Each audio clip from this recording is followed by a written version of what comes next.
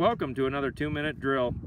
This is Jeff Fuls, technical agronomist for South Dakota. Taking a look at some beans today, and we've had a few calls on soybeans and what's going on in the soybeans. Some guys are getting out in their fields, checking them out after it rained a little bit, and they're seeing some speckling or freckling or lesions showing up on their soybeans, and they're just kind of have a few questions on that. So what we're going to take a look at today is what the soybeans look like. And what the soybeans look like today after that rain. So this is 4 soybean seeds. You can see that one to the far left on your screen. Has a little bit of a lesion showing up on the neck. They all do. And what we're looking at there is actually a little bit of splash factor from some of the pre's that we put down. Now these pre's are doing a phenomenal job for us taking care of weeds. And this is the first rainfall we've really had since we put the pre down. And these soybeans were just necking up. And we got a little bit of splash. It's simple splash from the pre getting on the soybean, showing a little bit of a lesion on there. 99% of the time, you know, that's not going to be an issue. Everything's fine with the plant. They'll grow right through that. It's just a little bit of a lesion showing up there. Here's an example of a few that were probably just a little bit farther along.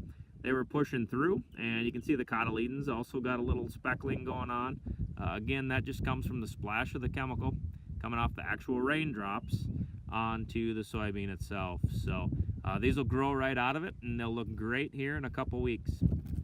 This is one that was a little bit farther along. This is a planting date study that we had out, and you don't really see anything with this. So it really does depend upon your staging of that soybean and where that soybean plant is at.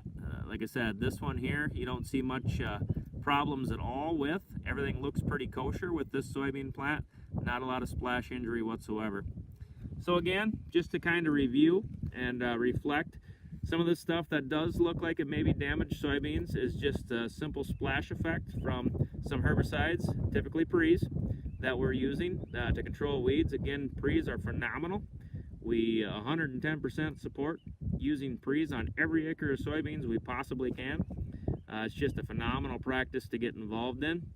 But this is just some of a little bit of the effects you can see from a little bit of splash from that chemistry after you put it on and we get a rainfall shortly after, if your soybeans are just coming up. Again, these soybeans will be just fine.